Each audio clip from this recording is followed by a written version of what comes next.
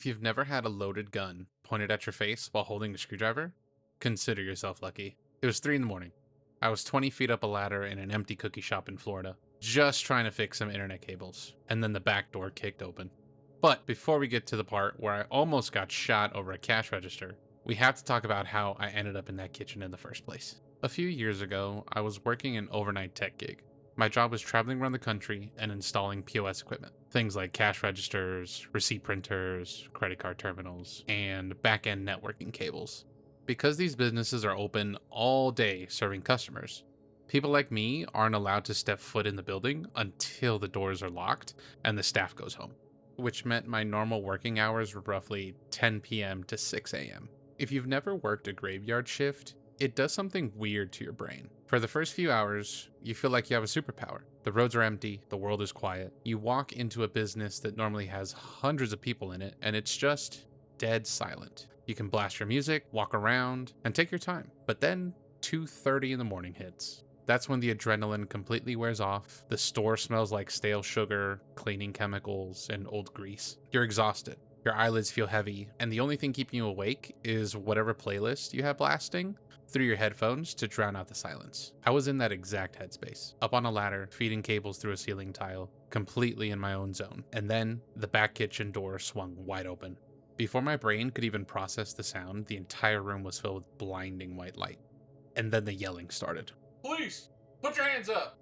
Do not move! When you're that tired, your brain doesn't react like it does in the movies. There's a solid 2 seconds of absolute confusion where you think you're dreaming, but the shouting got louder. And then I realized something that made my stomach drop. I was currently holding a heavy, metallic, flathead screwdriver. If you ever find yourself in a situation where the police surprise you, let me give you some advice. Drop whatever is in your hand immediately. I let go of the screwdriver, raised both hands above my head, and froze right there on the middle steps of the ladder. At first, I thought, okay, this is just a crazy misunderstanding.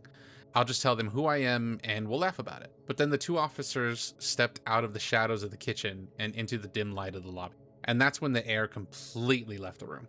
They weren't just checking out a false alarm. They both had their service weapons unholstered and pointed directly at my chest. I'm still standing on this ladder. My hands are shaking in the air, my heart is hammering, and I am looking down 2 loaded barrels. I didn't try to argue. I didn't get defensive. I just used the calmest, most boring voice I could possibly manage. I said, I'm an IT contractor. I'm here working overnight installing the new registers. If you let me climb down this ladder very slowly, I can get my phone and show you my credentials. They didn't lower the guns. They just kept their lights in my eyes and kept repeating, get your hands where we can see them. Don't make any sudden movements. Eventually, they decided I was an immediate threat and let me climb down. But here's the problem with doing tech work at 3 in the morning. There is no manager on site. There's no store owner there to vouch for you. It's just you, some tools, and an empty building. To prove I wasn't trying to rob a bakery with an internet cable, I had to slowly reach for my phone.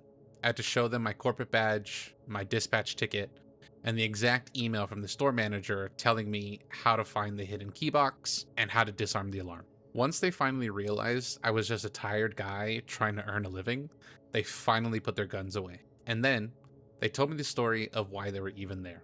When I initially arrived at the store, the email from the store manager told me that the lockbox on the front door handle had the key in it. I was able to open the box, grab the key, and attempt to open the door. But of course, with my luck, the lock for the door was stuck. I took out my utility knife to try and loosen the lock while also turning the key, but that didn't work. So I had to enter the building from the back door. While I was trying to open the front door, some college kids were across the street in a parking lot. From their view, a random person was attempting to get into the bakery. So they did what any observant person would do and called the police. From the officer's perspective, someone was attempting to break into a business at 2 in the morning.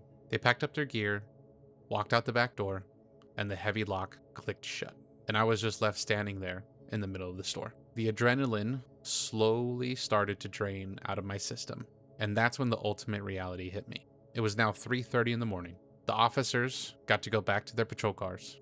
But me, I still had 3 more cash registers to configure, cables to zip tie, and a system test to run before the morning shift arrived at 6 a.m.